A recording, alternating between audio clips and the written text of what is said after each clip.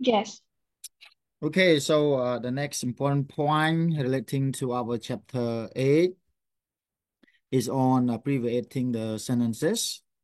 And as I mentioned already, when you want to abbreviate the sentence, you can do so by using a proform, okay? By using a proform, and you got two ways. One is replacement, another one is co-reference, okay? Two forms or proforms. Okay, there are two main ways in which a sentence can be shortened to avoid writing the same thing twice. A proform can be used. So a proform is usually defined as a word which replaces or refers to a larger construction in a sentence. Okay, the first process or the first way to abbreviate the sentence is called replacement, or another term is substitution. And it's shown in the sentence here, I bought a new coat and Mary bought one too. So the word one here is considered as a proform, which replaces the noun phrase a new coat. The second one is the co-reference. Okay, so if you just define co-reference, one process of substitution, which does not actually replace the word or phrase, but simply refer back. So you may not have the definitions of uh, replacement, substitution, or co-reference yet, but after the chapter, I will send the definition to your Telegram. So you can have a look at the example here. In the sentence, the children hurt themselves. Themselves here refer to back to the noun phrase, the children. If we do not use the proform themselves, then the sentence, the children hurt the children, would have different meaning. The next one is ellipsis. Remember that ellipsis occurs when part of the sentence is left out, and because it would otherwise repeat what is said elsewhere. So we just do not want to repeat something which has already been said somewhere in the sentence. We use the term ellipsis. Ellipsis is when part of the sentence is omitted or part of the sentence is left out.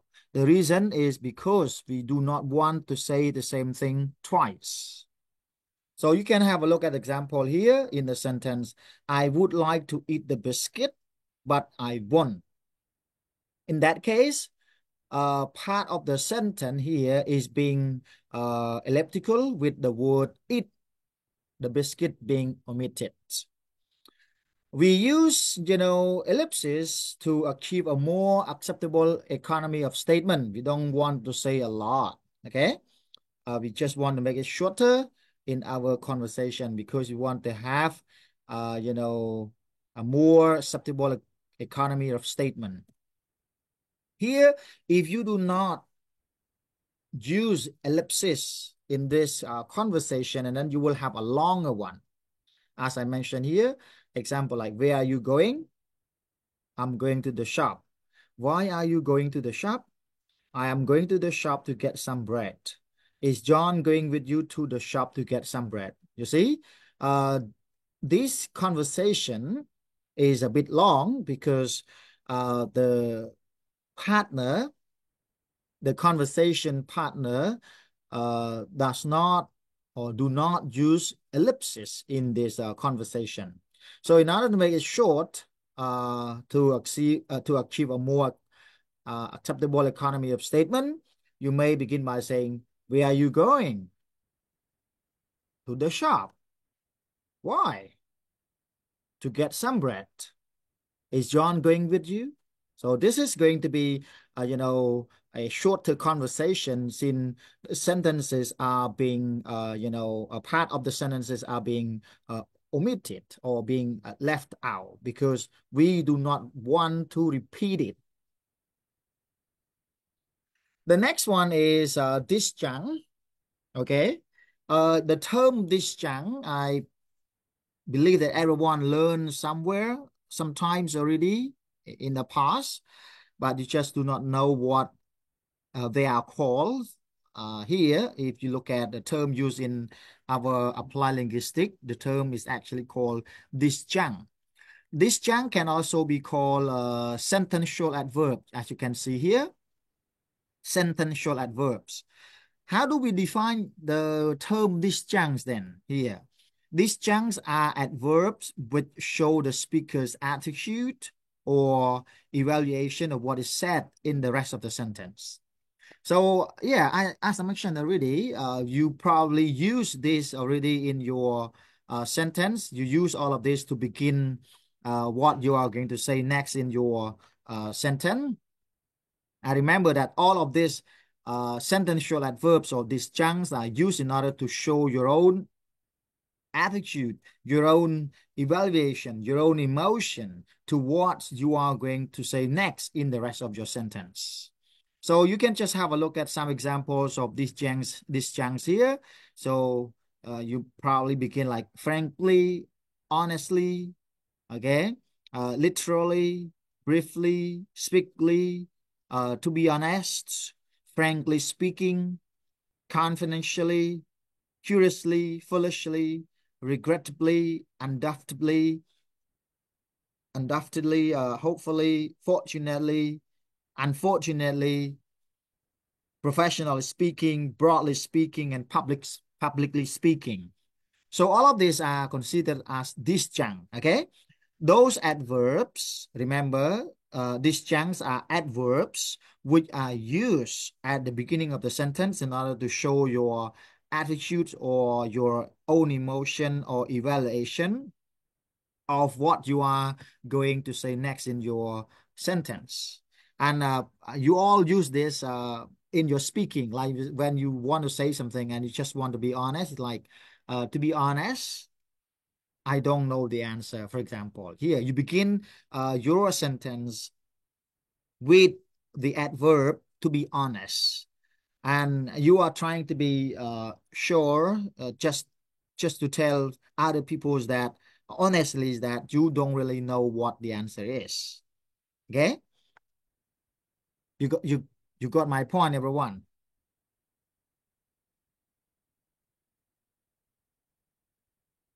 Hello.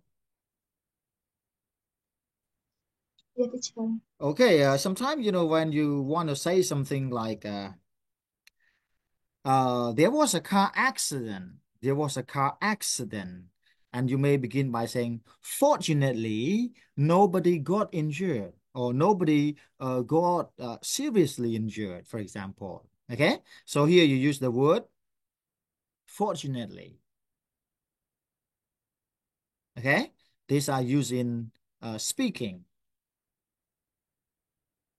The next one is common clauses. Remember, some disjuncts, everyone, some disjuncts have clausal characters. Okay, they have clausal character. They are in the forms of clauses, not just as the words, like the one I just shared to everyone. Okay, so all of these are just words or phrase. Okay, they are called adverb or disjunct. But some disjuncts have clausal characters as grouped as common clauses. Okay, they are called common clauses. They are also used, remember, they are also used in order to show the speaker's attitude or the speaker evaluations of what they are going to say next. Here, these are particularly common in informal conversation when they are spoken with increased speed and decreased loudness. Common clauses express several kinds of meaning. So you may have the first one, tentativeness, okay, tentativeness. Okay, so you may have several kinds of common clause. So the first one is tentativeness. The second one, certainty. Okay. The third one is emotional attitude, and the last one is asking for attention. So here, the reason we call common clause because they are in the forms of clause, not just a single word or phrase like disjunct we were looking at in the previous slide. Here, as you can see, Normally, you may begin your speech. You begin what you are going to say next by using this common clause like I think, okay, I assume, I suppose, I'm told, they say. It seems like, or probably you may begin like saying like Jumo has it, okay? Yeah, like I think you are clever. You got it? Uh, these are called common clause because it is in the forms of subject plus verb. Again, they are also called disjunct. Remember, they are called disjunct. But because they are in the forms of clause which contain subject and verb, we group it as common clauses. Okay, we group them as common clauses. So the first one, as I mentioned here, tentativeness. The second one is certainty. I know, for example, like you are saying what you know best. For example, I know what you mean. I'm sure, I must say, it's true, or there is no doubt. Okay. The third one, let us see here, emotional attitude. Okay. The second one, and this is the third one, emotional attitude. So this is also another kinds of common clause. Here you got four kinds of common clause: tentativeness, certainty, emotional attitude, and asking for attention. So when you just want to express your emotional attitude, you may begin by saying, I'm pleased to see you here. Okay. I'm afraid, or I hope, or probably even knows, I'm delighted to say something that. Okay. So these are used what to begin a sentence in order to show your attitude or your emotion to what you are going to say next in your sentence. Asking for attention. So you may begin by saying, you know, okay, you see, mind you, or you have to admit, as you may have heard. Okay, so you have so many different kinds of common clauses which are used to begin the sentence. You probably have other as well. I also prepare a list of common clause for you. They are in the forms of words. Let me find more examples of common clause. I believe, yeah, here, yeah, more example of common clause. So let's just look at this as well. After that, I will send it to your Telegram. So these are more examples of common clause. It's around 2 pages long here. You see, as you know, if you know what I mean, you see, I mean, or I think, I thought, or I suppose. So all of this, remember, all of these are used to begin the sentence, to show what, to show your attitude, to show your emotion, to show your evaluations of what you are going to say next. Like I thought, okay, I suppose, I imagine, see? Okay, I must say, I know, I don't know, I'm not sure. As I say, I'm afraid. Here, you see here, you have more examples of common clause. So I'm going to share all of you this. Send it to your Telegram. More example of common clause. You see that, everyone? You see? Yes, teacher. Okay, now let's just go back to our slide. Now we are on slide 16. Common clauses play an important role in conversation, argument, and spontaneous monologue, helping speakers to think on their feet and giving listeners a chance to fully understand what is being said or what you are going to say in the rest of the sentence. It is just like a signal to show to the readers, to the listeners that to let them, you know, know what you are going to say next in the rest of your sentence. These clauses are also helpful in informal writing and can add personal perspective. The next important thing is on phrases. Everyone learned this already. Phrases, probably somewhere in year 2, okay, with your writing teacher. Phrases, and you also learn what phrases are, the definition of phrases. So basically here we define phrases as a syntactic construction which typically contains more than one word, but which lacks the subject predicate structure found in a clause. Okay. Remember, when you talk about phrases, you may identify the phrases according to forms and function. Here, as you can see, the examples of forms and function.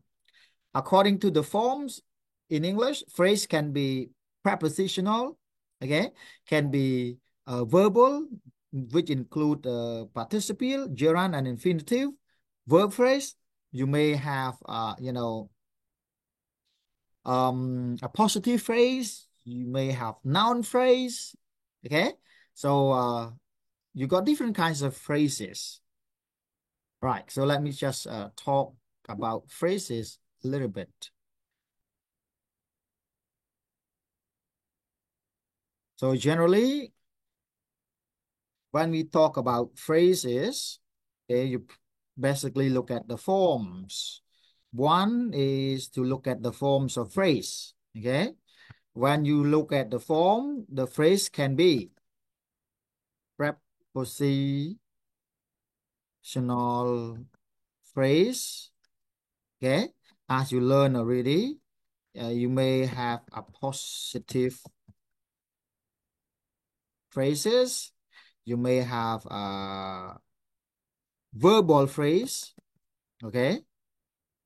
Verbal phrases, and the verbal phrase may include gerund phrase, okay? Gerund phrases. You may have gerund phrases. You may have infinitive phrases, okay? You may have participial partic participial phrase, okay, participial phrases. But when you look at participial phrase, you may have one is present, right? Present participial phrase, okay, and past participial phrases, okay? Yes, everyone. Yeah, teacher. You learned this, right? You learned this Yeah, already, right? teacher. A positive phrase here may also considered as noun phrase. Noun phrases, you learned this already, I believe. All right, the second one which you have to consider learning the phrases is function. Yes?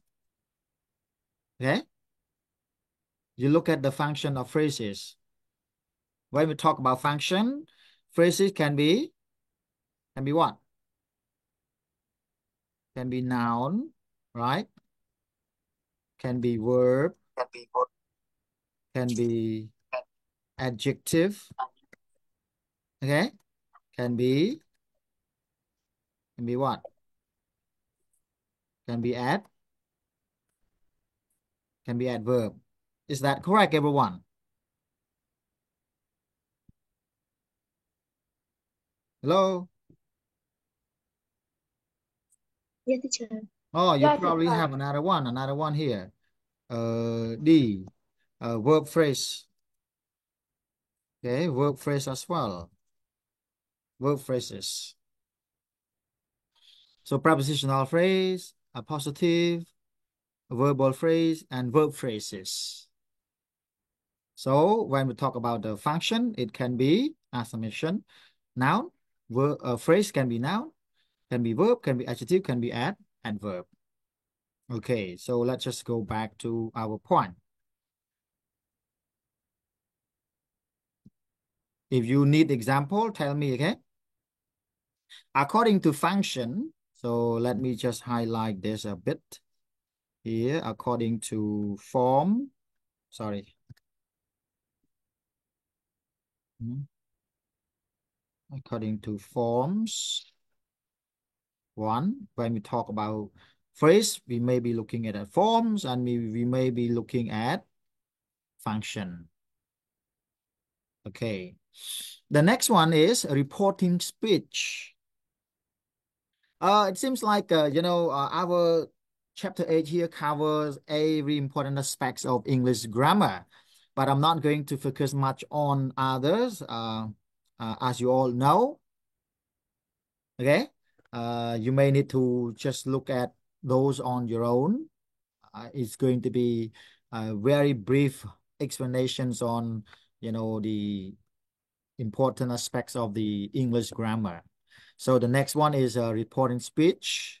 When we talk about speech, let me remind something a bit about speech.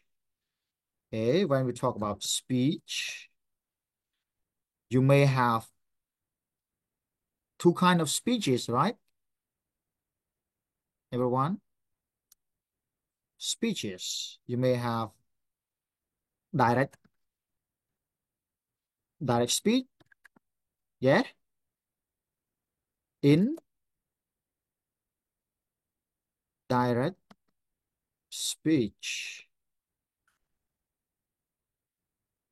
Is it correct? You Yeah, learn teacher. this in your grammar reading, right? Yeah, teacher. Direct speech Yeah. can also be called what? Quote, quoted speech. Okay? Indirect speech can also be called reported speech. Okay? So what is direct speech or quoted speech? Direct speech or quoted speech is when you quote someone's speech directly and put the speech in quotation mark. Okay? So example like Mr. Sombo said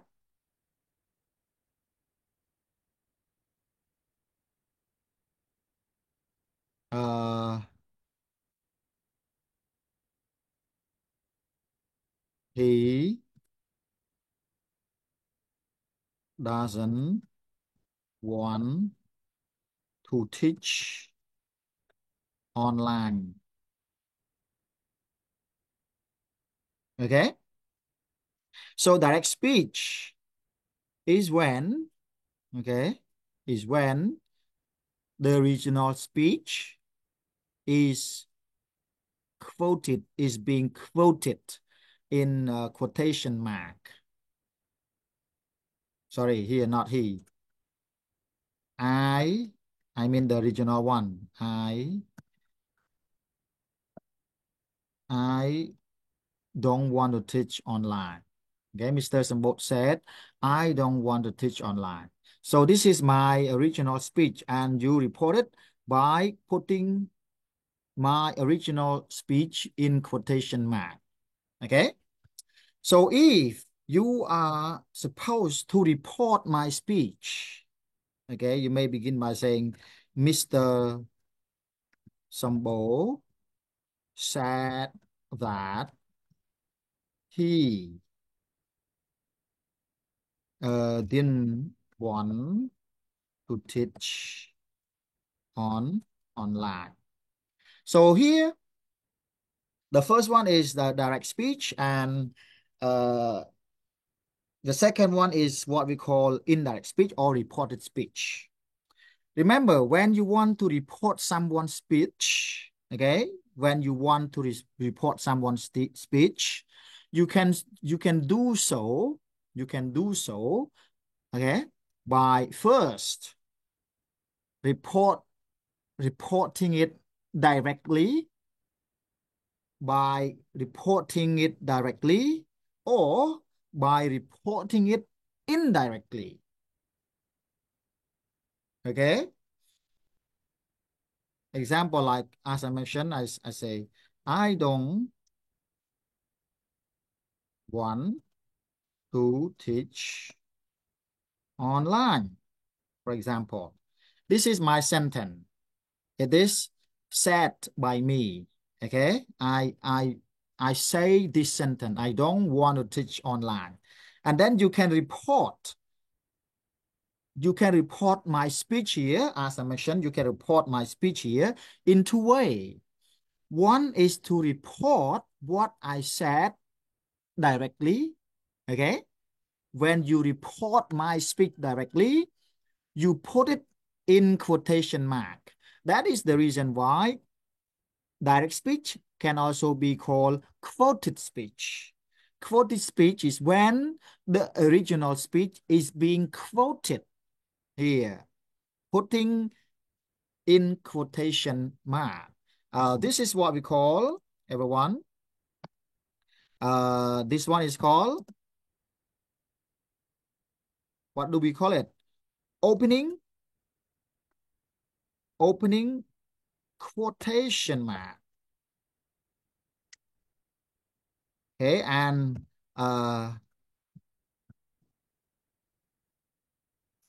this one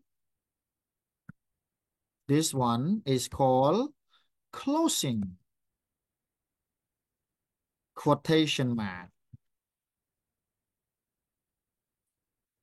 Okay, we call it closing quotation mark. See? So the original speech is being quoted and placed in quotation mark. When you report it, okay, when you report it using indirect speech or reported speech, you may need to consider some changes. You may consider the change of what? The chain of pronoun. Okay. Chain of tense. Chain of time. Chain of place as well. So when you are doing reported speech, you are doing, indirect speech, you basically need to consider changes, because when we report someone's word, we need to move one tense back. Okay, we need to move one tense back. Present, past. The pronoun I here is pronoun he. You got it? Yes? Yes, teacher. Okay, so this is about our reporting speech. So let's see here. The usual way in which we report someone's speech is by using special reporting clause, such as she said, he wrote, they replied, sometimes adding extra information, he replied angrily. The accompanying speech or writing is given in a reported clause, which can appear in either the direct speech or the indirect speech form. Direct speech gives the direct words used by the speaker or writer. They are usually enclosed by quotation mark. Example, Mikhail said, I like the color. Indirect speech, also called reported speech, give the words as reported by someone. It usually takes the forms of subordinate clause introduced by that. Mikhail said that he liked the color. The conjunction is often omitted in informal context. Mikhail said he liked the color. Okay. The English grammar. So after look at some important aspects of grammar, so let's just have a look at the grammar, the English grammar. Here. Usually the study of grammar goes back to the times of ancient Greeks, Romans, and Indians, and from its earliest days has caught the interest of the learned and the wise. So here, since the past until now, people are very interested in learning the grammar of the language because they all feels like knowing the grammar of the language can help them to speak the language correctly, to write the language accurately, to communicate effectively with others. Okay? So because we all knows that the only best way to speak the language correctly, to understand what we read and what we hear is to study grammar.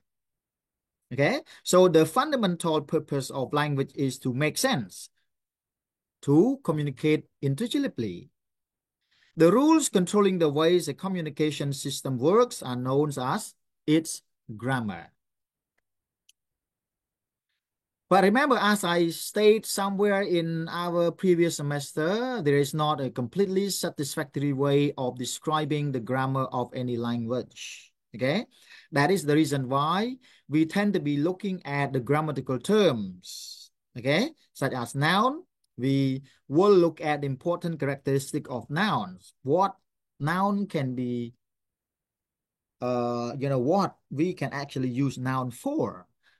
Okay, noun, kinds of noun, positions of noun, functions of noun, verb, okay?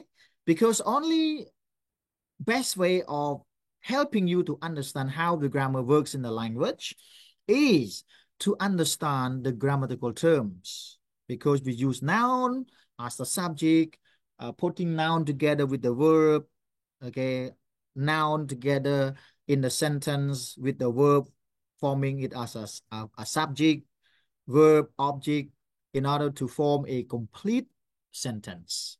So we are trying to understand noun, verb, adjective, adverb, preposition, article, etc. We try to, learn the important aspects of noun, aspects of verb, aspects of adjective, adverb, preposition, article, okay? To talk about the language as we try to understand and to help others understand how it works, for sure. If you want to help your student to understand how the grammar works in the language, you as a teacher need to know all of these grammatical terms as well. Since knowledge of grammar is essential for competent users of a language, it is clearly necessary for our students. So before you teach, you should know what noun is, what verb is, what adjective is, what adverb, preposition, article is, okay? Because knowledge of this can help you to give your students a helping hand, okay? In order to help them to understand how the grammar works in language. Our aim in teaching grammar should be to ensure that students are communicatively efficient with the grammar they have at their level. So this is what I already mentioned in our previous chapter. Okay, everyone, I think we should finish our lesson here. Okay, I'm not going to move on to the next one. Has English a grammar? We'll be looking at this one again next meeting. Since the time is almost there, live, we have only 2 more minutes remaining. Okay? Yeah, teacher. No need to join the live again, okay? No need to join the live again. Since I know that your device is getting hot, my device is also getting hot. So making it short, and I'm still hoping we are supposed to be back in our normal physical classroom soon. because I have requested to the schedule office already and also to the English department already. I want a room for your class, and they are now managing. They are now rearranging, rescheduling, and I hope that we are okay. Looking forward to positive response to my request. Okay, I think that's it for today. Thanks for joining. We'll see you again next week, Monday next week. But please inform me in advance, everyone, whether you want to do it online or in a class. If you want to go, you want to do it in a class, let's just go to the university and find the room for our class. Okay? Dạ teacher. Dạ teacher. Okay. Bye bye. Goodbye teacher. Bye bye. Goodbye teacher.